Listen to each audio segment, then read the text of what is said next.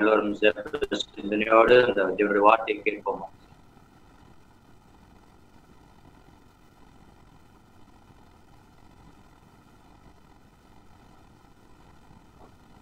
அப்போஸ்தலர் 14ஆம் அதிகாரத்துல இக்கோனியா பட்டணத்துல பர்னபாவும் பவுலும் ஊழியம் செய்து வந்தார்.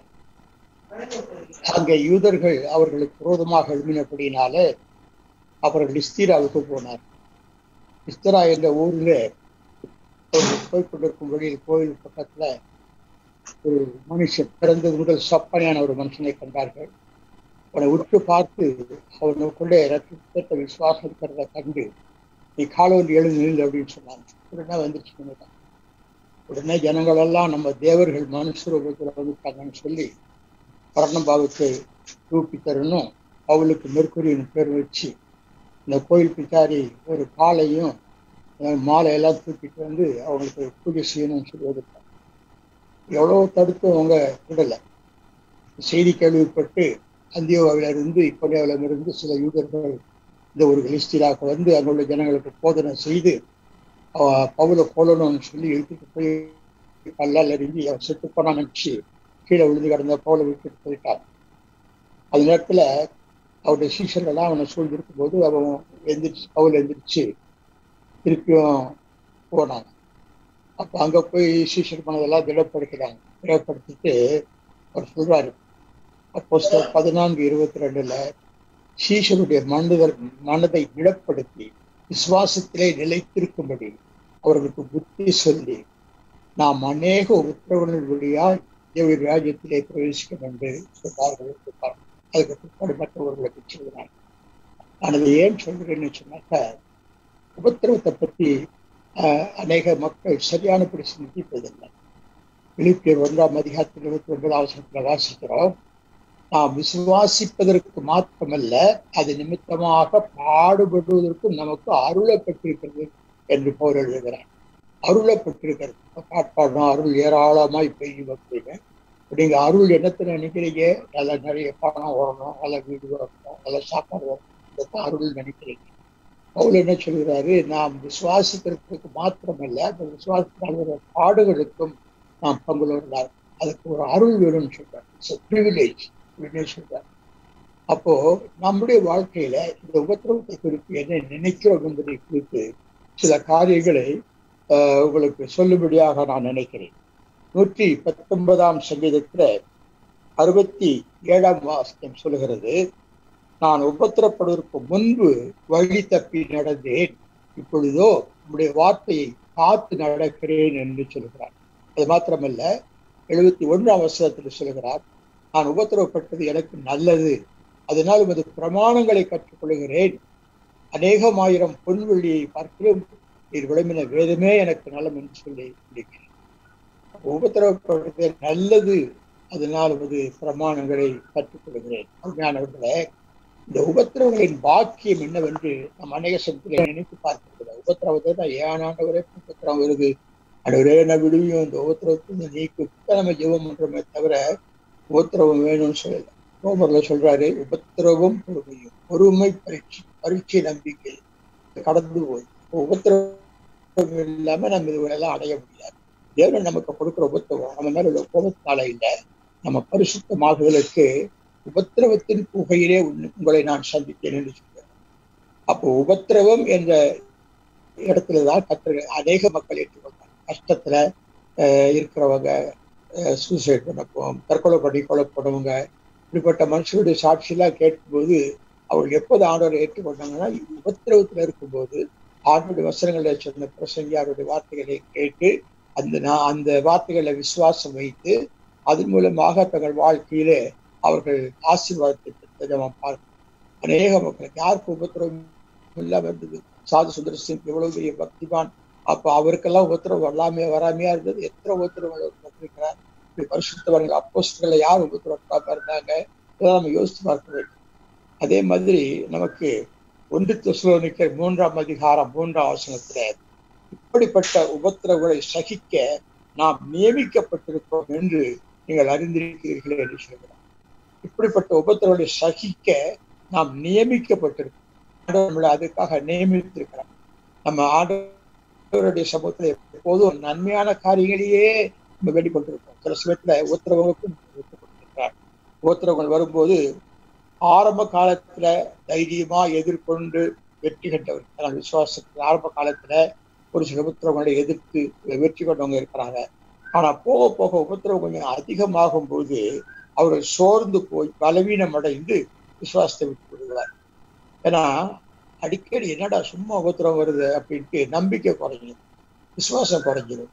ஆகவே நம்முடைய விசுவாசம் வளருவதற்கு நமக்கு வேத வசனத்தை ஆராய்ந்து பார்த்தால் நாம் அதற்காக நியமிக்கப்பட்டிருக்கிறோம். நம்மளை தெரிந்து கொண்டிருக்கிறார்.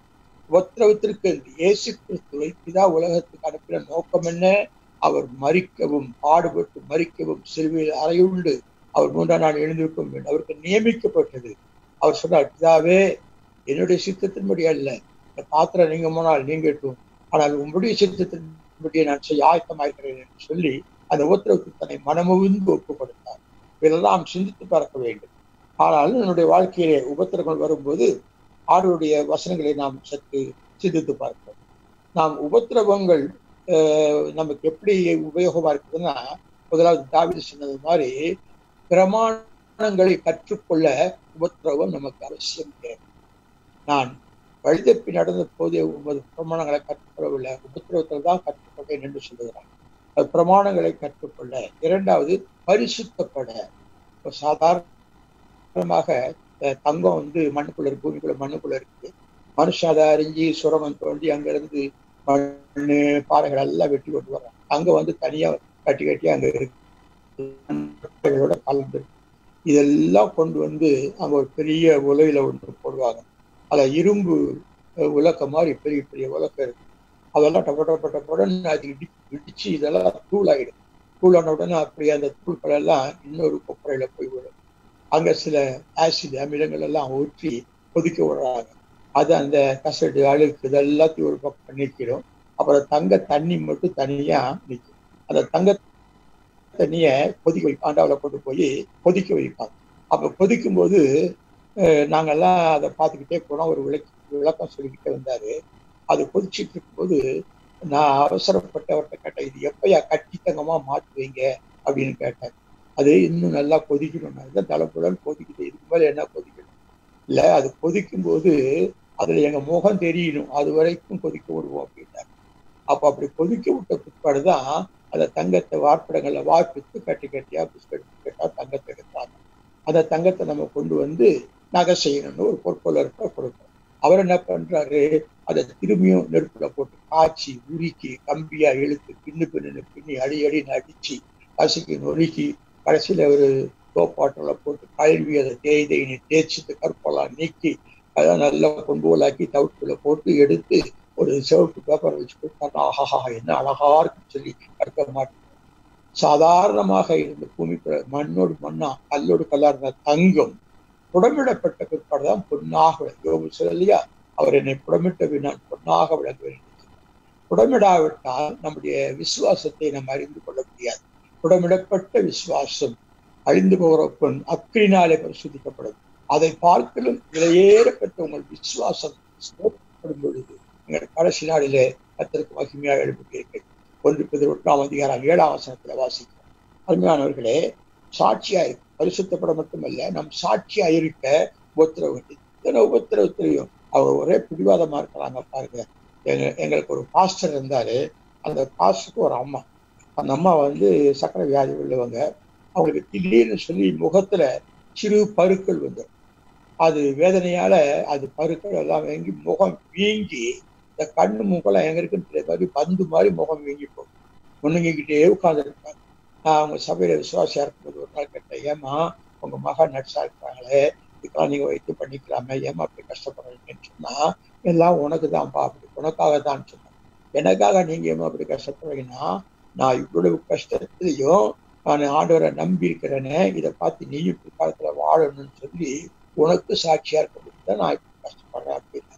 அநேக உபத்திரவங்களின் வழியா அதெல்லாம் பார்க்கும்போது இத்தனை பரிசுத்தவான்கள், மேகம் போல திரளான சாட்சிகள், எல்லாரும் உபத்திரப்பட்டு கஷ்டப்பட்டு பிள்ளைகளை சாக கொடுத்து வனாந்திரத்தில் அலைஞ்சி ஆட்டுக்கொழியும் மாட்டுக்கொழியும் போத்துக்கிட்டு அழைந்தவர் விசுவாசப்பட்டியல பட்சியில இத்தனை பேர்.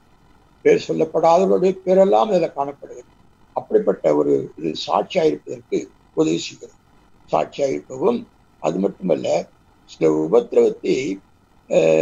உபத்திரவத்தினால நிர்விசாரமான வாழ்க்கை வாழ எண்ணத்தை கண்டோம், ஜெபிச்சு எண்ணத்தை கண்டோம், வேதத்தை படிச்சு எண்ணத்தை கண்டோம். நான் இவ்வளவு நாள் ஜெபிக்கிறேன், எனக்கு ஒன்றும் நடக்கலையே, என் கஷ்டம் நீங்கலையே, இப்படி எல்லாம் சொல்றாங்க. அப்போ அப்படி சோர்ந்து போறதுனாலே பாவத்தில் விழுந்துடுறாங்க, பின்மாற்றத்தில் விழுந்து போகிறார்கள். பரிசுத்த அப்போஸ்தலரிலே யார் உபத்திரப்படாமல் இருந்தாங்க சொல்லுங்க? பவுலும் பேதுருவும் தாங்கள் பட்ட உபத்திரவங்களை அவங்களே எழுதி கொடுத்துருக்காங்க. அவருடைய எழுத்துக்களை பார்த்தா, நான் இப்படி எல்லாம் பாடுபட்டேன், அப்போஸ்தலர்களால் நிறைய எழுதுட்டேன், அப்படி எல்லாம் பாடுபட்டேன். பேதுரு அப்போஸ்தலன் தன்னுடைய நிருபத்துல 4ஆம் அதிகாரத்துல உபத்திரவத்தை 2 பிரிக்கிறார். நல்ல உபத்திரவம், கெட்ட உபத்திரவம். அப்போ அதெல்லாம் நம்ம பார்க்க உபத்திரவத்துல நாம் உபத்திரவத்தை வா என்று அழைக்க கடவுள்பட்டிருக்கிறோம். ஆண்டவரே என்னை உபத்திரவப்படுத்தும், அப்போதான் நான் பொண்ணாக்கணும். யோபு சொன்னது மாதிரி சொல்ல கற்றுக்கொள்ள வேண்டும். அதனால உபத்திரம் வரும்போது பேதுரு சொல்றார், அதை ஏதோ புதுமை என்று நீங்கள் திகைக்காதிருங்கள். ஐயோ என்னடா புதுமை, இப்படி எல்லாம் வருது, விசுவாசத்துக்குள்ள ஆண்டவர் ஆசீர்வதிப்பாருன்னு பார்த்தா உபத்திரவமா வருது. உபத்திரவம் நல்லது, உபத்திரவப்படாமல் யாரும் பொண்ணாக விளங்க முடியாது. ஆகவே உபத்திரம் வரும்போது அவளுக்கு பிலிப்பியர் நிறுவனம் படிச்சு பாருங்க, 4 அதிகாரம் தான். உபத்திரவத்துல சந்தோஷமா இருப்பது எப்படி, அதுதான் அதை சொல்றேன். நீங்க திருப்பி இந்த 4 அதிகாரங்களை படிச்சு பாருங்க. உபத்திரவத்தை சின்ன சோதனை ஐயோ ஐயோன்னு குமுறக்கூடாது. ஒரு சோதனையில சகிக்கிற மனுஷன் பாக்கியவான், அவர் உத்தமன் என்று விளங்கின கிடைத்து அவனுடைய தலைமையில வைப்பார் என்று நான் வாசிக்கிறோம். ஆகவே உபத்திரம் வரும்போது புதுமையா எண்ணக்கூடாது, உபத்திரவத்தை பார்த்து வெக்கப்படக்கூடாது. இப்படி உபத்திரவப்படுற யாராவது பார்த்துட்டா என்ன விசுவாசி, இவனுக்கு கஷ்டம் வருது அப்படின்னு சொல்லி வெக்கப்படக்கூடாது. நான் விசுவாச வாழ்க்கையில் இருந்த போது எங்க பிள்ளைங்களுக்கு நல்ல உடுப்பு துணி இருக்காது, நல்ல சாப்பாடு இருக்காது, 7 பிள்ளைகள், அதை வச்சு ரொம்ப கஷ்டப்பட்டேன். அப்போ மற்ற விசுவாசிங்க சொல்லிக்குவாங்க, நான் பின்னால இருந்து கேட்டிருக்கிறேன், ஐயா நல்லா பேசுறாரு. நான் சொன்னேன், இவ்வளவு வருத்தமா சொல்றீங்களே, நீங்க வாங்கி கொடுக்காம இருக்கலாமே, நீங்க வாங்கி கொடுக்கலாமே அப்படின்னு சொன்னேன். அவர் உடனே போயிட்டார் வெளியே. இப்படி அந்த நாள் கஷ்டப்படுத்த போது என் மனைவிக்கு துக்கம் தாழ. அன்னைக்கு ராத்திரி 5ஆம் நாள் ராத்திரி நாங்க 2 பேரும் அதை தொட்டு பார்த்தா சூடா இருந்தது. மனைவி கூட்டம், சோறு, ரசம், சாம்பார், பொரியல், அவியல் எல்லாம் இருந்தது. ஊறுகாய், அப்பளம் முதல் கூட எல்லாத்தையும் சாப்பிட்டுட்டு யாரு கொண்டாந்து வச்சிருப்பான்னு யோசனை இல்லை. சாப்பிட்ட முதல்ல பிள்ளைங்களாம் சாப்பிட்ட கலக்கி எல்லாம் படுத்துருச்சு. அதுக்கப்புறம் நாங்க ஒருவேளை தூதர்கள் கொண்டாந்து வச்சிருப்பாங்களோ அப்படின்னு பார்க்கலான்ட்டு அந்த பாத்திரத்தை நடுவில் வச்சுட்டு இருக்கோம். தூதர்கள் வரல, தூக்கம் தான் வந்தது. கடைசியில் நாங்க காலையில பார்த்தாக்க 2 சகோதரர்கள் வந்தாங்க. ஒருத்தர் எனக்கு தெரிஞ்சவர், ஒருத்தர் தெரியாதவர். அவர் வந்த கதை அந்த டிஃபன் கடையில் வச்சுட்டு போனோம் அப்படின்னு சொன்னார். ஓ, நீங்க தான் வச்சுட்டு போனீங்களா? நான் வெளியே உடனே பார்த்தேன், ரோட்டை யாருமே காணல. நாங்க சைக்கிள்ல வந்தோம், சைக்கிள வேகமா போயிட்டோம் அப்படின்னாரு. சரி, எங்களை எழுப்பி நீங்க ஜெபம் பண்ணிட்டு இருந்தீங்க, அதுல கிடைக்க வேண்டாம்னு போயிட்டோம் அப்படின்னாரு. சரி, எதுக்கு அந்த நேரத்துல இது சாப்பாடு கொண்டாந்து வச்சீங்க, உங்களுக்கு எப்படி தெரியும் சாப்பாடு இல்லாம கஷ்டப்படுறேன்னு? அவர் சொன்னாரு, அதெல்லாம் எங்களுக்கு தெரியாது. இந்த பிரதர் வீட்டுல ஒரு ஃபங்க்ஷன் வச்சுருந்தாங்க, அதுக்கு அவர் நிறைய சாப்பாடு செய்தாரு.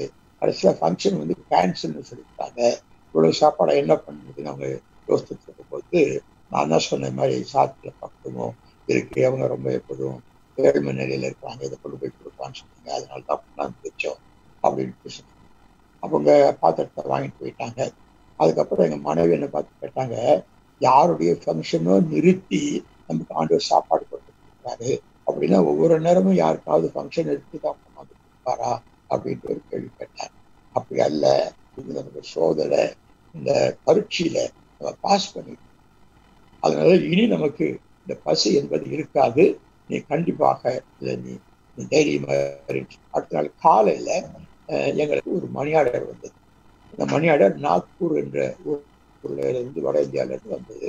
அதில் எழுதியிருந்தாங்க, அந்த கீழே மணி ஆர்டர் கீழே பூக்களை எழுதியிருந்தாங்க, உங்களுடைய பாஸ்டர் பாஸ்கதாஸ் சபைக்கு பிரச்சனை பண்ணாங்க, அப்போ உங்க சாட்சியை பத்தி சொன்னாங்க, நாங்க உங்களுக்காக ஒரு விசேஷ காணிக்கை எடுத்து 400 ரூபாய் உங்களுக்கு அனுப்பிச்சிருக்கோம், நீங்க சந்தோஷமா இருங்கன்னு.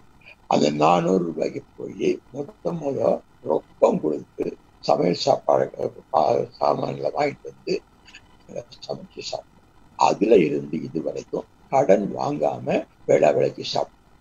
இதனுடைய சாட்சி. அப்போ உபத்திரவம் நமக்கு ஒரு பிரமாணத்தை கொடுக்கிறது. கர்த்தருடைய பிரமாணத்தை நாங்கள் நிரூபிக்கத்தக்கதாக உபத்திரவத்தை வர வேண்டும். உபத்திரவப்படுவது எனக்கு நல்லது, அதனால இந்த பிரமாணங்களை கற்றுக்கொள்கிறேன் அப்படின்னு சொல்லி நம்முடைய ஆண்டவராக இயேசு கிறிஸ்துவின் வாழ்க்கையில கூட 2 பாகங்களை நீங்கள் பார்க்கலாம். ஒன்று, அவர் தேவனை மகிமைப்படுத்தியும் வாழ்ந்தார், உபத்திரவங்களை சகித்தும் வாழ்ந்தார். இயேசுவை ஏற்றுக்கொண்டவுடனே எல்லா உபத்திரவங்களுக்கும் கண்ணீருக்கும் ஒரு முடிவு உண்டாகிவிடும் என்று நினைக்கவே கூடாது. பாவத்தினால் வரும் கோர முடிவுக்கு இயேசு கிறிஸ்து கிருபையினால் முடிவு உண்டு, அவரால் உண்டாகிடும். ஆனால் நாம் பரிபூர்ணம் அடையவும் உபத்திரவம் அவசியமா இருக்கிறது. நாம் பரிபூர்ணப்படுவதற்குத்தான் சோதனைகள் அதிகமாக வேண்டும். சோதனைகள் வெல்ல நாம் அதில் ஜெயிக்க நம்ம பரிபூர்ணத்துக்குள்ள கடந்து போய்கொண்டே இருப்போம்.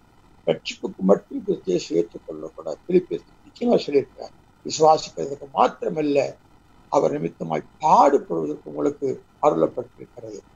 இன்னும் அநேக உபத்திரங்கள் வழியாய் ராஜ்யத்தில் பிரவேசிக்க வேண்டும் என்று சொல்லி பவுல் எழுதுவதை நம்ம கேள்விப்படுகிறோம். அது மட்டுமல்ல, கிறிஸ்து இயேசுவுக்குள் தேவ பக்தியாய் நடக்க முதாயிருக்கிற யாவரும் துன்பப்படுவார்கள் என்றுதான் எழுதியிருக்கிறது. என்னை ஏற்றுக்கொண்டா உங்களுக்கு துன்பமே வராது அப்படின்னு எங்கேயும் வசனமே கிடையாது. என்னை ஏற்றுக்கொண்டா உங்களுக்கு துன்பம் வரும், உங்களை வெட்கப்படுத்துவாங்க, அவமானப்படுத்துவாங்க, ஜவாலைகள் அடிப்பாங்க, கேவலமா பேசுவாங்க, எல்லாம் நடக்குது. இப்போ நடந்து முடிஞ்சிருக்கு, இன்னும் நடக்கும். அப்போ யாவரும் துன்பப்பட வேண்டும் போட்டு. அது மட்டுமல்ல, உலகத்துல உங்களுக்கு உபத்திரவம் உண்டு அப்படின்னு இயேசு சொன்னார். என்னை ஏற்றுக்கொண்டா உபத்திரமே வராதுன்னு சில பேர் சொல்லுவாங்க. தப்புங்க. அது இயேசுவை ஏற்றுக்கொண்டதுனால்தான் உண்மையான உபத்திரவம் நமக்கு வரும். நம்முடைய கெட்ட வாழ்க்கையினாலே சில உபத்திரவங்களை நம்ம பெற்றுக்கொள்ளலாம். ஆனால் நாம் நல்ல வாழ்க்கை வாழும்போது இந்த உபத்திரவம் நீ பரிசுத்தமே பரிசுத்தம் அடைத்தக்கதாக என்னை கடத்தி கொண்டு போகும்போது பார்க்கிறோம். அப்போ யோவான் 16:33 இதை பார்க்க உபத்திரவம் உண்டு என்றுதான் சொன்னார். அப்போ உபத்திரவங்கள் வரும்போது திகைக்க கூடாது, சலனம் அடையக்கூடாது, பயப்படக்கூடாது, சஞ்சலப்படக்கூடாது, முறையிடக்கூடாது, அழுது ஒப்பாரி வைக்கக்கூடாது, எல்லாத்தையும் போய் கஷ்டப்படுறேன்னு சொல்லி நீங்க கேட்கக்கூடாது. அதனால உபத்திரவம், அதாவது பாவ உபத்திரவம் சரீரத்தையும் அழித்து நம்ம நரகத்திலே தள்ளி. ஆனால் ஆண்டவரால் அருளப்படுகிற உபத்திரவத்தை சகித்தால் நமக்கு கன நித்திய மகிமையை அது நமக்கு உண்டாக்கும். உபத்திரவங்கள் எப்படியெல்லாம் வருகின்றன என்பதை கொஞ்சம் ஆராய்ச்சி பார்த்தா நல்லது. 5 வழி எனக்கு தெரிஞ்சு 5 வழிகளில உபத்திரவம் நமக்கு வரும். ஒன்று, மற்றவர்களின் பாவத்தினாலே நமக்கு உபத்திரவம் வரும். எப்படின்னு கேட்பீங்க. மற்றவர்களின் பாவத்தினாலே எப்படியா உபத்திரவம் வரும்? இது உண்மை. ஆதாம் செய்த பாவம் அவனிலிருந்து பிறந்த உலகத்து மக்கள் அனைத்து பேரையும் பாவத்தில் அடைத்துக் கொள்ளவில்லையா? அவன் செஞ்ச பாவம் என்கிட்ட கேட்பாங்க. ஆதாம் தான் பாவம் செஞ்சான், அவனை மட்டும் தண்டிக்க வேண்டியதானே, ஏன் அவனிலிருந்து பிறந்த எல்லாரையும் தண்டிக்கிறார் என்று கேட்பாங்க. ஒருவனுடைய மீறுதலினால் அநேகர் அநீதிமான்களாக்கப்பட்டார்கள், ஒருவனுடைய கீழ்ப்படியாமையினாலே அநேகர் கீழ்ப்படியாமல் அடைக்கப்பட்டார்கள். இதெல்லாம் நம்ம படிக்கிற வசனங்கள் தான். ஆக மற்றவர்கள் செய்கிற பாவம் கூட நமக்கு நிச்சயமாக துன்பத்தை உண்டாக்கும். எரிகோவில் யோசுவா போகும்போது சும்மா அந்த எரியோ கோட்டையை சுற்றி வந்தாங்க. அப்புறம் பூரிய ஊதுனாங்க, கிளம்பிட்டாங்க. அந்த கோட்டை இடிஞ்சு விழுந்துச்சு. அவ்வளவு பெரிய எரிகோ பட்டணத்தை சுலபமா ஜெயிச்சுட்டு அடுத்து எங்க போகலான்னு பார்த்தா பக்கத்துல ஆயி சின்ன ஊர் தான். சரி, போய் பார்த்துப்பாங்க எப்படின்னு. போய் வந்துட்டு அது சின்ன பட்டணம் தான், எந்த ஒரு 2000 பேர் போனா போதும், அதை நம்ம ஈஸியா ஜெயிச்சிடலாம் அப்படின்னு சொன்னாங்க. ஆனா அங்க போனா தோத்து போயிட்டாங்க. ஆயுப்பட்டணத்தாட்ட தோல்வி கண்டு முறிந்து ஓடி சேர்ந்தாங்க. அப்போ யோசுவா போய் ஆண்டவர் விழுந்து கிடந்தாரு. யோசுவாவே நீ விழுந்து கிடக்கிறது என்ன அப்படின்னு சொல்லி, ஆண்டவரே எப்படி ஆயுப்பட்டணத்தை தோற்றுனேன், எரிகோவை ஜெயிக்க வச்சிருந்தீங்க, ஆயில தோக்கடிச்சிட்டீங்களே என்ன? அதுக்கு ஆண்டவர் என்ன சொன்ன தெரியுமா? ஒரு மனுஷன் உங்கள பாவம் செய்தான் அப்படின்னாரு. ஆயுப்பட்டணத்தை தோற்று ஓடலையா? அது சொன்னாங்க. தகப்பன் செய்த விபச்சார பாவத்தினால சில சமயம் பிள்ளைகள் ஊனமாய் பிறக்கிறது இல்லையா? பெற்றோர் தவறான வாழ்க்கை வாழ்ந்தால் பிள்ளைகள் எதிர்காலம் பாதிக்கப்படவில்லையா? சமீபத்தில் ஒரு நியூஸ் கேட்டேன். பெற்ற அம்மா தன்னுடைய 2 பிள்ளைகளை, பிறந்த 2 பிள்ளைகளை ரொம்ப கொடுமைப்படுத்துறதுனால அவங்க தூக்கு பிடிச்சதுனால நியூஸ் வரும். யோனாவின் பாவத்தினால கப்பல்ல இருந்து எல்லா உணவு தானியத்துக்கு வெளியே போட்டாங்க. யோனா செஞ்ச பவன கப்பல் பிரயாணி எல்லாரையும் பாதிச்சது. அதுபோல ஆகான் என்ற ஒருவன் செய்த பாவம் எரிகோவை ஜெயித்த மக்களுக்கு 1000 தோல்வி உண்டாச்சு. கடைசியில கோத்திரம் அவரவை, குடும்பம் அவரவை, பேர்பர அவரவை சொல்லி அவன் ஆகானை கண்டுபிடிச்சு அவனையும் அவன் திருட்டுத்தனமாக கொண்டு எல்லாத்தையும் எரிச்சிருந்தாரு. இவன் கொள்ளையில சில கண்ணு வச்சான், நல்ல வஸ்திரங்களை பார்த்தான், அது கொஞ்சம் எடுத்து வச்சுக்கிட்டான், ஒண்ணு எல்லாம் கொண்டு போய் கூட புதைச்சி வச்சான். அது சொல்றான், இப்படியே நான் புதைச்சி வச்சிருக்கேன். அதெல்லாம் எடுத்துட்டு வந்து அவளோட இவனை சேர்த்து எரித்து ஒரு கல்குவியலை உண்டாக்கி வச்சிருக்கான். அதுக்கப்புறம் இஸ்ரவேலுக்கு 1000 ஜெயம் கிடைத்ததை பார்க்க. இரண்டாவது, நாம் செய்யும் பாவத்தினாலே நமக்கு உத்தரவங்கள் உண்டாகும். உன் தீமை உன்னை தண்டிக்கும், உன் மாறுபாடுகள் உன்னை கண்டிக்கும் என்று எரேமியா 2ஆம் அதிகாரம் 19ஆம் வசனத்தில் தெளிவாக வாசி. உன் தீமை உன்னை தண்டிக்கும், உன் மாறுபாடுகள் உன்னை கண்டிக்கும். அப்ப நான் செய்கிற தீமை சில தீமைகளை கொடுக்கும். இப்போ ஓவர் ஸ்மோக்கிங்னால அநேகருக்கு க்ஷயரோக வியாதி வருது, லங்ஸ் வெந்து போய் க்ஷயரோக வியாதி வருது, லங் கேன்சர் வருது. வெத்தலை பாக்கு போடுறவங்களுக்கு, புகையில அடக்கிட்டு இருக்கிறவங்களுக்கு வாயில கேன்சர் வருது. மதுபானம் குடிக்கிறவங்களுக்கு சிரோசிஸ் லிவர் என்ற ஈரல் வியாதி வந்து ரத்தமா கக்க ஆரம்பிக்கிறாங்க. எல்லாம் உடனே வந்துடுறாரு. நல்லா குடிக்கும் போது ரொம்ப தான் இருப்பாங்க. ஒருத்தர் சொன்னாரு, நான் எவ்வளவோ குடிக்கிறேன், ரொம்ப தானே இருக்கிறேன் அப்படின்னாரு. கொஞ்சம் காலம் கழிச்சு அவருக்கு ஜெபிக்க கூட்டிட்டு போனாங்க. அவரை பார்த்தோன்னே எனக்கு அடையாளம் தெரிஞ்சு போச்சு வருதான் சொல்லி. இல்லையா சுருண்டு படுத்திருக்கீங்க அப்படின்னு. நான் சுருளா புகை விட்டுக்கிட்டு இருந்தேன், இப்போ சுருண்டு படுத்திருக்கேன் அப்படின்னு. என்னங்க உங்களுக்கு என்ன வியாதின்னு? அப்போ நீங்க சொன்னீங்களே மதுபானம் குடிச்சா ஈரல் வந்து போகணும், அது மாதிரி ஈரல் வந்து போச்சுங்க, டாக்டர் ஒன்றும் செய்ய முடியாது. கடந்த காலத்துல இதுக்கு நல்ல வைத்தியம் கிடையாது. அப்படிப்பட்ட நோய் வந்து அவர் கடைசியில் அந்த ஈரல் வெந்து ரத்தமா கக்கிதான் அவர் செத்துப்பார். நாம் செய்கிற பாவத்தினாலே நமக்கு பலவிதமான உபத்திரவங்கள் ஏற்படுகிறது. அது மட்டுமல்ல, நல்ல முத்திரிக்கப்பட்ட அழகான ஞானத்தால் நிறைந்து அபிஷேகம் பண்ணப்பட்ட கேருபாகிய பிரதான தூதர் லூசிபர் தேவனாலே அழகுபடுத்தப்பட்டு ஞானத்தை பெற்று முத்திரை மோதிரமாகி அவன் விசேஷ விதமாய் அவன் இரட்சகனாக அபிஷேகம் பண்ணப்பட்டு விடிவெளி நட்சத்திரம் என்று அழைக்கப்பட்டவன். அவன் செய்த ஒரே பாவம் என்ன? பெருமை. நான் வானத்துக்கு ஏறுவேன், தேவனுக்கு சமமாயிருப்பேன், தேவனுடைய பர்வதங்களுக்கு மேலாக என் சிங்காசனத்தை உயர்த்துவேன், நானும் கடவுளும் ஒண்ணு அப்படின்னு வாயில மண்ணுன்னு அவர் கீழே தள்ளிவிட்டார். அவருடைய அக்னி கண்களில் சுட்டெரித்து பிரகாசம் உள்ள தூதன் எரிந்து கருப்பாகி தள்ளப்பட்ட கருப்பன் அல்லவா அப்படின்னு நம்ம தீர்க்கதரிசி சொல்லுவாங்க. அவனுக்கு பேரே கருப்பு. இது கூட பிசாசுக்கு ஊர் கிராமத்துக்கு போகணும்னா காத்தோ கருப்போ பிடிச்சிருச்சிங்க அப்படின்னா அவன் கருப்புன்னாக்க அந்த கறி எரிஞ்சு போன பிசாசு. இதெல்லாம் சில விஷயங்களை நம்ம பார்ப்போம். அதனால உபத்திரவங்கள் நமது சொந்த காரணத்தினால நமக்கு வருது. அதே மாதிரி தாவீது செய்த பாவத்தினாலே அவன் பாதிக்கப்பட்டான். கடைசியில என்ன செய்தான்? அவனுடைய வாழ்க்கை முழுவதும் பார்த்தா சோகமாய் போச்சு. என் இதயத்தை கேட்ட தாசனான பின்னால் அவன் சாட்சி பெற்றான். முன்பு அவன் பட்ட வேதனைகள் சொல்ல முடியாது. அவமானப்பட்டு நிந்திக்கப்பட்டு கடைசியில தன் முகத்தை மூடி அவன் அழுது கொண்டே வெறுங்காலாலே தலை மேலே ஏறி நடந்து போனான் என்று வேதத்தை வாசிக்கிறோம். ஆகவே அதோடு மட்டுமல்ல, இன்றைக்கும் கூட 51ஆம் சங்கீதத்தை படிக்கும் போது என்றைக்கோ வாழ்ந்த தாவீது தன் பாவங்களை எல்லாம் தன் கைப்பட எழுதி இந்நாட்களில உலகத்தில் உள்ள எல்லா கிறிஸ்துவ மக்களும் படிக்கும்படியாக வைத்திருக்கிறாரே, அதை நான் சொல்லி பெருமைப்படுகிறேன். என்னுடைய பாவம் எவ்வளவு பயங்கரமாக இருந்தது என்று சொல்லி அவன் இரக்கத்துக்காக கெஞ்சி ஆடெடுத்த கெஞ்சி மறுபடியும் கத்தரால் புதிக்கப்பட்டு கத்தருக்கு ஆலயம் பெற்றதற்கான எல்லா தளவாடங்களையும் வாங்கி வைத்து அவன் மரிக்கிறதை நாம் பார்க்கிறோம். மூன்றாவது, நம்முடைய சொந்தக்காரங்களால நமக்கு உபத்திரவம் உண்டாகும். எப்போதுமே இந்த நார்கள் வந்து எப்போதும் ஊற்றுறவும் தேங்காய் எல்லாம் கொண்டு போவாங்க சாமி சொல்லி ஆண்டவர் ஒன்று அது கேட்கலாம் நம்ம கொண்டு போவோம். ஆனா தேங்காய்க்கு அடையாளம் என்ன தெரியுமா? தேங்காய் வந்து நார்களினாலே சூழப்பட்டிருக்கிறது, நார்களினால கஷ்டம், அதனால நாரெல்லாம் பிடிச்சிருக்கோம். கிறிஸ்மத்துல நாத்தினாரு, மாமனாரு, குழந்தைனாரு, இந்த மாதிரி நாருங்கெல்லாம் குடும்பத்திலிருந்து விட்டு வேதனைப்படுத்திக்கிட்டே இருப்பாங்க. அவங்க எல்லாம் தள்ளி வச்சு எடுத்துடும். அதனால இந்த நார் எல்லாம் நம்ம உறவினர்கள் மூலம் வரும். சும்மா அட்வைஸ் பண்ற மாதிரி ஏதாவது ஒன்று சொல்லிட்டு போயிடுவாங்க. கடைசியில குடும்ப வாழ்க்கை போயிடும். ஏதாவது ஒன்று சொல்லி குடும்பத்துக்குள்ள கலகம் ஓட்டிடுவாங்க. சும்மா இருக்க மாட்டாங்க, சாப்பிடுவாங்க, நம்மளோட போனாங்க, உங்க வீட்டுல தாங்க நல்லா சாப்பிட்டேன்னு புகழ்ந்து பேசுவாங்க. கடைசியில கீழே ஆப்பு வச்சுட்டு போயிடுவாங்க. அதனால சொந்தக்காரர்கள் மூலமாக நம்ம சில சமயத்துல கஷ்டப்பட வேண்டியதா இருக்கு.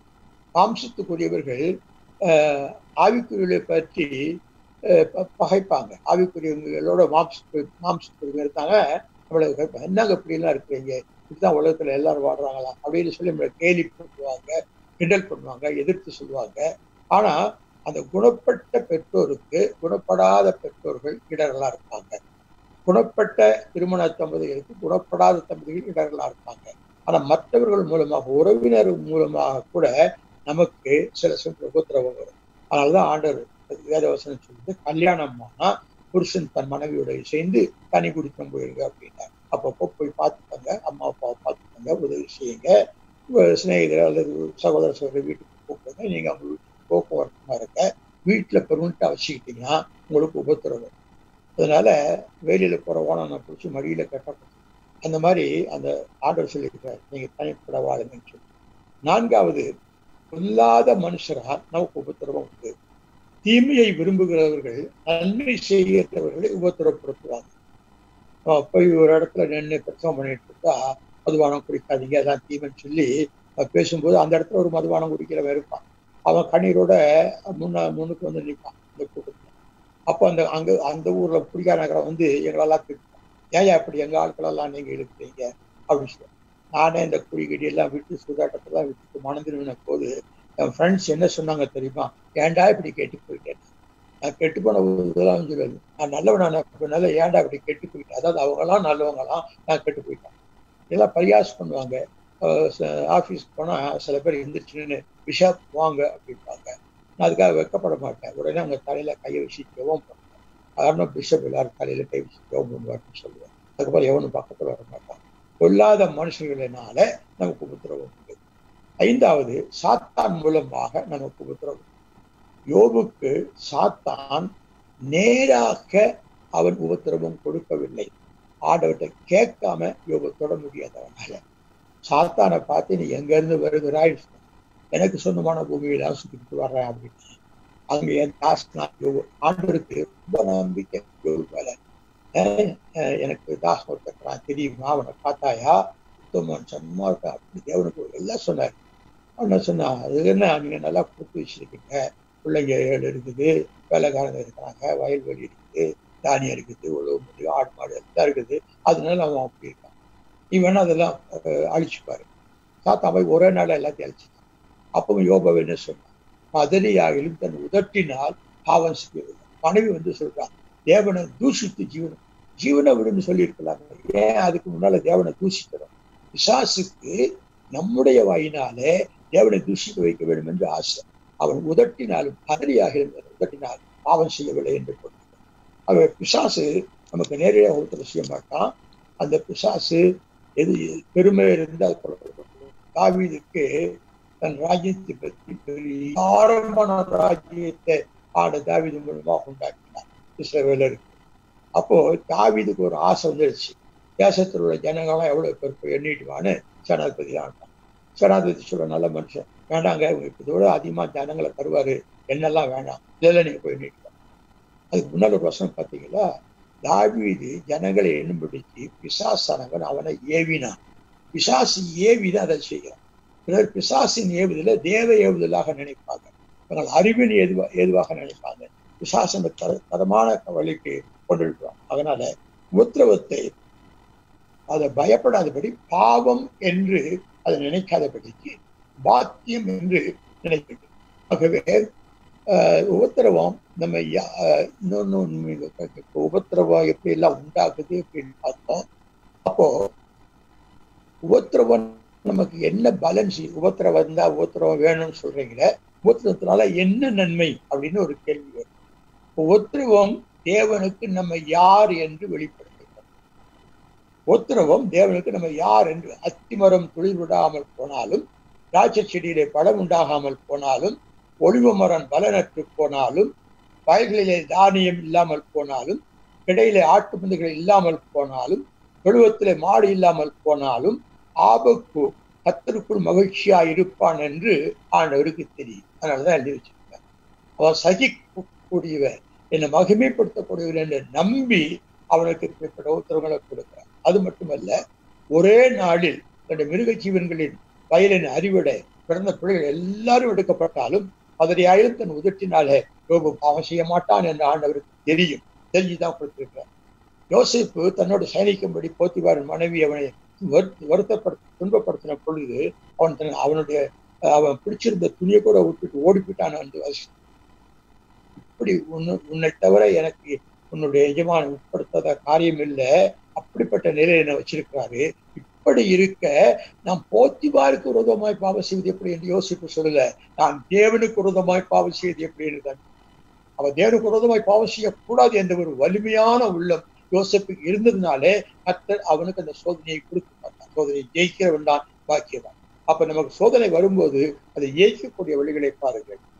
அவர் கர்த்தர் அவர் தமது பார்வைக்கு அருமையானதை செய்வாராக. யோபு சொல்றார், அவர் கர்த்தர் அவர் தமது பார்வைக்கு அருமையானதை செய்வார். இவையெல்லாம் எங்கள் மேல் வந்திருந்தும் நாங்கள் உண்மை மறக்கவில்லை, உடன்படிக்கைக்கு துரோகம் பண்ணவில்லை என்று அவர்கள் அறிக்கையிடுவார்கள் என்று சொல்லி ஆண்டவருக்கு தெரியும். அது நெருப்புல நடந்தாலும் சரி, சிங்க கோயில போட்டாலும் சரி, அவங்க அதை பத்தி கவலையே பட மாட்டாங்க. அது 7 மடங்கு எரியிற நெருப்புக்குள்ள 3 பேரை கட்டி போட்டாங்களாம். கொஞ்ச நேரத்துல ராஜா அந்த நெருப்பை பார்க்கறான், 4 பேர் நடந்துகிட்டு இருக்காங்க. மந்திரியை கூப்பிட்டு காட்டும், எத்தனை பேர் போட்டோம்? 3 பேர் தான். பாரு 4 பேர் நடக்கிறாங்க, யார் கூட ஒரு ஆள் இருக்கிறார் என்ன? கடைசியில அவங்களுக்கு ஒண்ணுமே ஆகலை. அவங்கள வெளியில கொண்டாந்தாங்க. இவங்க தூக்கி போட போனவங்களாம் வெளியில அனல் காத்து கட்டி செத்து போயிட்டான்.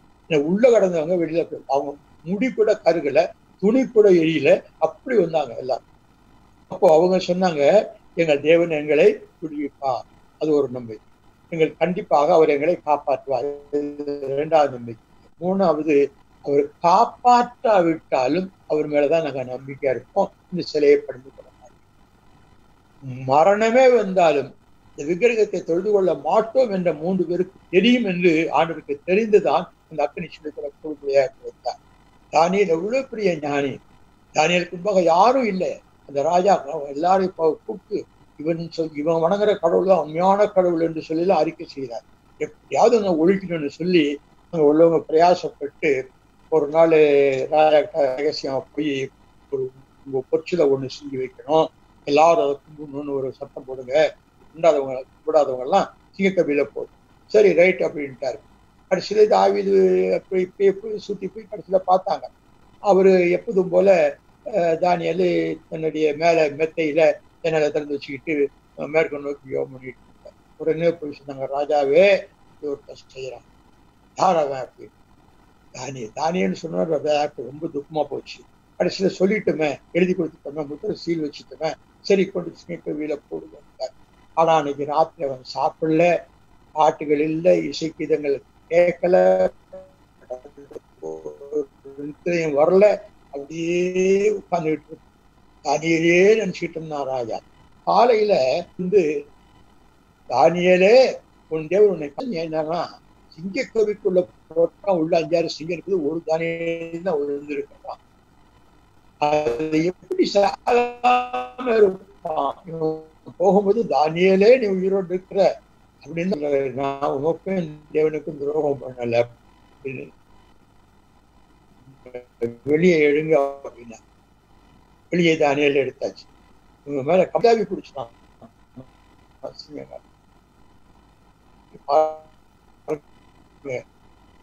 தானியேலின் தேவன் அவனுக்கு முன்னால் விழுகிறான், அவனை தனக்கு அடுத்த நிலையில வைக்கிறான். இப்படிப்பட்ட உத்தம பாக்கியம் இதெல்லாம் உத்தரப்பட்டவங்களுக்கு கிடைத்த பாக்கியம். அவன் சொன்ன உத்தரவம் முதலாவது தேவனுக்கு நம்ம யார் என்று வெளிப்படுத்த வேண்டும். 2வது உத்தரவம் நமக்கே யார் என்று காட்டி விடுகிறது. நேரம் உத்தரவத்தை நம்மளதான் கொட்ட வேலையை சொல்ல முடியும், வேற யாரும் சொல்ல முடியாது. தம்முடைய கட்டளைகளை நீ கைக்கொள்வாயோ கைக்கொள்ள மாட்டாயோ என்று அவரை சோதித்து ஒரு இறுதியில் உள்ளது நீ அறியும்படிக்கு உனக்கு இந்த உத்தரவு. சில ஜனங்களை எகிப்திலிருந்து மீட்டு கொண்டு வந்தவர் 40 வருஷம் நடக்க வச்சார். ஏன்? அவங்க அடிக்கடி மனம் மாறினாங்க. அடிக்கடி அவங்க உள்ள எகிப்து நோக்கி போச்சு. ஐயோ எங்களுக்கு வெள்ளரிக்காய் இல்லையே, வெங்காயம் இல்லையே, வெள்ளைப்பூண்டு இல்லையே, மீன் இல்லையே, இதுதான் அவங்க கம்ப்ளைண்ட். எங்க இருக்கிறாங்க? வனாந்தரத்துல இருக்காங்க, எகிப்துல பாவத்துல இல்லை, கானானுக்கு பரலோகத்துக்கு போய் இங்க இருந்துகிட்டு பழைய பாவங்களை நினைக்கிறோம். இந்த பழைய பாவங்களை நினைக்கிறோம். என்கிட்ட 2 சீடர்கள் இருந்தாங்க. கோயம்புத்தூர்ல இருக்கும்போது 2 பேரும் ஒரு நாள் கடைக்கு அனுப்புறேன், புக் ஸ்டாலுக்கு அனுப்புறேன். போய் ரொம்ப நேரம் வரல இவங்க. இல்லைன்னா இன்னும் வரலையேன்னு சொல்லி நானும் போனேன். அப்படியே நடந்து போய் அந்த புக் ஸ்டாலுக்கு போனா ஒரு சினிமா போஸ்டர் பெருசா ஒட்டிருக்காங்க, தட்டி வச்சு ஒட்டிருக்காங்க. அதுக்கு முன்னால 2 பேரும் வரைக்கும் அதை பார்த்துட்டு இருந்தாங்க. அப்போ நான் இப்படி போகும்போது கொஞ்சம் திரும்பி போய் என்னுடைய ட்ரெஸ் அவன் கண்ணில் போட்டுருச்சு. டக்குன்னு 2 பேரும் என் பக்கம் திரும்பினாங்க. ஐயா, இந்த அநியாயத்தை பாருங்கய்யா அப்படின்னாங்க. என்னப்பா, அது அநியாயம் தெரியுதே, நீ பார்க்கும் அதற்கடால என்ன வேற பார்க்க சொல்றியான்னு. அப்படி இந்த பழைய பாவத்து ஆசை வருகுது, அசாசி மேல உனக்கு பட்சம் வருகுதோ அப்படின்ட்டு ஒரு பாட்டு நான் கேட்கிறேன். அப்ப நீ உனக்கு சொந்தம் இல்லையே, மீட்கப்பட்ட பாவி, பழசுல போகக்கூடாது. நம்முடைய இன்னொன்னு சொல்றாரு, இசைக்கியா ராஜாவை அவர் நல்ல ஆசீர்வதிச்சு சொல்றாரு, அவன் அவனுடைய மனதில் உள்ளதை அறிந்து கொள்ளும்படிக்கு தேவன் அவனை கைவிட்டார். அவர் ரொம்ப பெருமைக்காரனாகி போயிட்டான். இவ்வளவு ஆஸ்தி இருக்குது, வந்தவங்களுக்கு பாரு என் பெருமைன்னு சொல்லி. அதனால கர்த்தர் அவனை கைவிட்டார் என்று வாசி. வேத புஸ்தகத்துல கர்த்தரை கைவிட்ட ஒரே ஒரு மனுஷன் கைவிட்டார் என்றே பார்க்கிறோம்.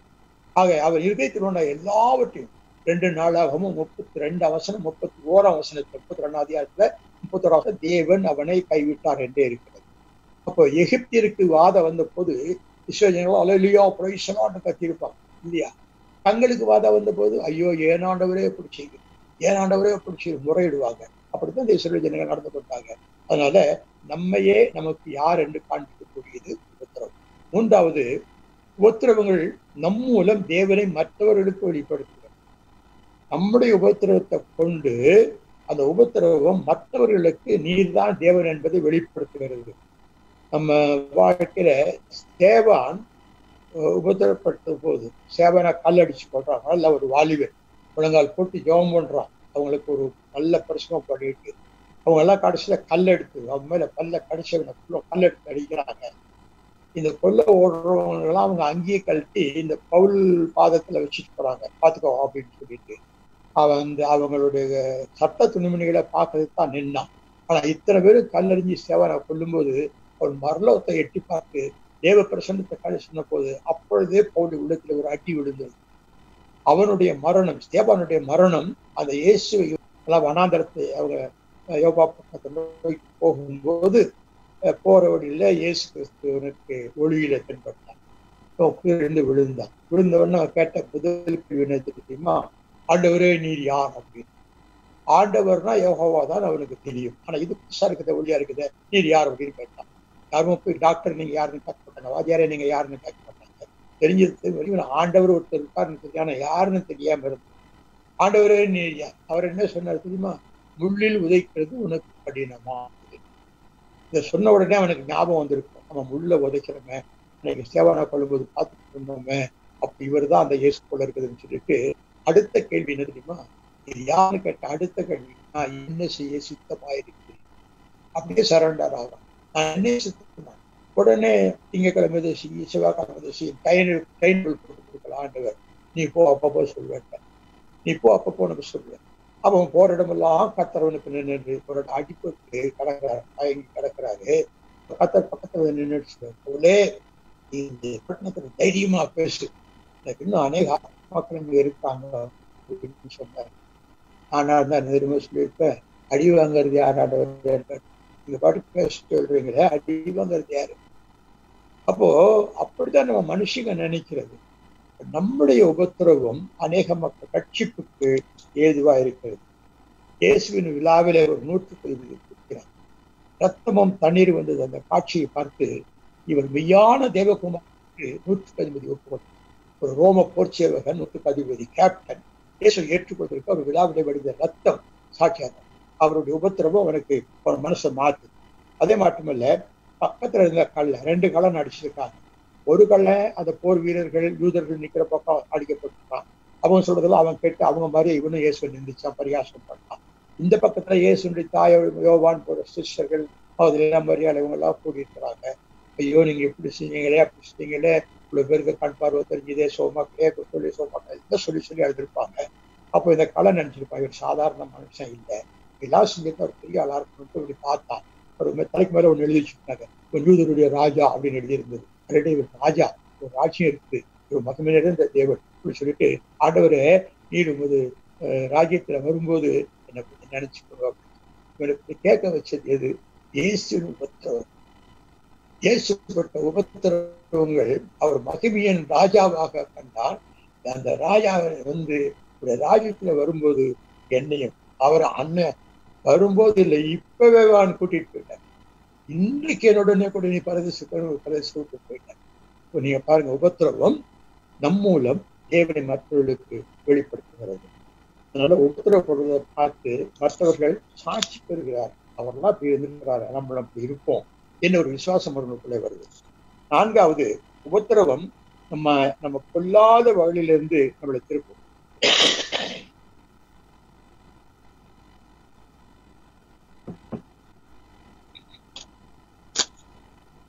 வேதவசனம் சொல்லுகிறது, உன் தேவனாகிய கர்த்தர் உன்னை வழியிலே நடத்தி கொண்டு போகும் காலத்தில் நீ அவரை விட்டு போகிறதுனால் அல்லவோ இந்த உபத்திரவங்களுக்கு நேரப்படினார். எரேமியா 2ஆம் அதிகாரம் 17ஆம் வசனம். நான் உபத்திரப்படுவதற்கு முன்பு வழி தப்பி நடந்தேன், உடைய வார்த்தையை காத்து நடக்கிறேன் என்று 119ஆம் சங்கீதம் 67 வாசிக்கிறோம். சரி, இப்படிப்பட்ட உபத்திரவம் நம்மை சுத்திகரிக்கிறது. உபத்திரவம் நம்ம சுத்திகரிப்பு செய்கிறது, சுத்திகரித்து பொன்னாக வழங்க வைக்கிறது. அடுத்தது, உபத்திரவம் நாம் மற்றவர்களுக்கு ஆறுதல் சொல்லும் சாட்சியை உண்டாக்குறது. மற்றவங்க கஷ்டப்படுறவங்களுக்கு நம்ம ஆறுதல் சொல்றோம். 2 Corinthians 1:4 வாசிக்கிறோம். எந்த உபத்திரவத்திலாகிலும் அகப்படுவர்களுக்கு நாங்கள் ஆறுதல் செய்ய திராணி உடலாகும்படி எங்களுக்கு ஒரு சகல உபத்திரவங்களிலேயும் அவரே எங்களுக்கு ஆறுதல் செய்கிறவர். அதனாலதான் உபத்திரவப்பட்டவர்களை நாம் ஆறுதலாக, நானும் இப்படித்தான் இருந்த இயேசு ரட்சித்தார் சொல்லும் போது அவங்களுக்கு தைரியம் சொல்றோம். அதுவும் உபத்திரவம் பொறுமையை உண்டாக்குகிறது. ஆனா இயேசுடைய வார்த்தை நீங்க வைக்கணும். ரோமர் 5ஆம் அதிகாரத்துல வாசிக்கிறோம், உபத்திரவம் பொறுமையும், பொறுமை பரீட்சையும், பரீட்சை விசுவாசத்தையும் வரிசையா கடந்துட்டோம். உபத்திரவம் நமக்கு எல்லாவற்றையும் கொடுக்கிறது, பொறுமையை உண்டாக்குகிறது. அது மட்டுமல்ல, உபத்திரவங்களை நம்ம எதிர்நோக்கம். என்ன செய்யணும்? தப்பித்துக்கொள்வதற்கு எதிர்நோக்கணும். உபத்திரவம் வரும், நம்ம அதுக்கு எப்படி சமாளிக்கலாம்னு சொல்லி இப்பொழுதே வேதவசங்கள் எல்லாம் சரியானபடி பார்த்து அதை எதிர்கொள்வதற்கு ஆயத்தமாகும். சர்வாதேவை பற்றி கருத்துக் கொள்ள. 2வது, உபத்திரவத்தை பிதா நமக்கு தந்த பாத்திரமாக எண்ணிக்கொள்வது. ஆண்டவர் இயேசு கிறிஸ்துக்கு உலகத்தில் அனுப்பினார். எதுக்கு தெரியுமா? நீ போய் ஜனங்களுக்காக ஒரு பலியாக்கு, அதான் அனுப்பினார். அவர் பலியாவதுக்குன்னே பிறந்தவர். அவர் பிறந்தது எல்லாம் கேக் வச்சு சாப்பிடுறதுக்கு, அவர் நமக்காக பலியாக பிறந்தவர். அப்போ உபத்திரவத்தை இந்த பிதா நமக்கு தந்த பாத்திரமா அப்படி என்றார். இயேசு அந்த பாத்திரத்தை அவர் வாங்கும்போது எப்படி வாங்கினாராம்?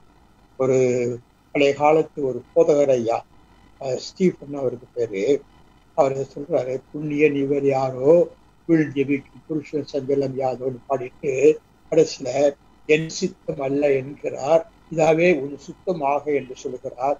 அன்பின் பிதா தமது அருங்கரத்தினாலே இந்த துன்ப பாத்திரத்தடி வண்டலையும் பருகினார். இந்த வண்டல் கடைசியில் இருக்கும், அதை யாரும் குடிக்க மாட்டாங்க.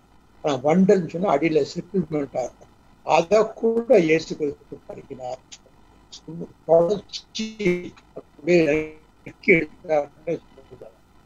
அப்படி தேவனுடைய சமூகத்துல உபத்திரவத்தை அந்த பாத்திரமாக நாளும் அப்படி எண்ணிக்கொள்வது.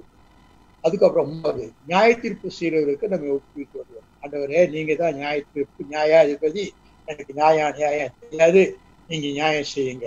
சில சமயத்துல அவர் என்ன அப்படி பண்றாரு?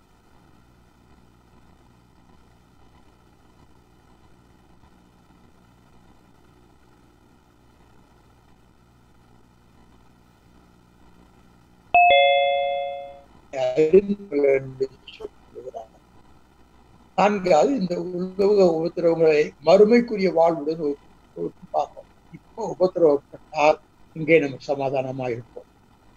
பரலோகத்துக்குள்ள பிரவேசிக்கும் போது அங்க மூப்பர்கள் வெள்ளை அங்கே தங்கி தரித்து ஆடவரை மகிழ்ச்சிப்பாங்க. ஒருத்தர் கேட்கிறாரு, இவங்க யாரு? வெள்ளை அங்கே தரிக்கிறவங்க யாரு? அவர் சொல்றாரு, இவங்க மிகுந்த உபத்திரத்திலிருந்து வந்தவங்க, ஆட்டுக்குட்டியார் ரத்தத்துல தங்கள் வஸ்திரத்தை தோய்த்து வெளுத்தவங்க, இவங்க ரொம்ப கஷ்டப்பட்டவங்க. அதனால தேவ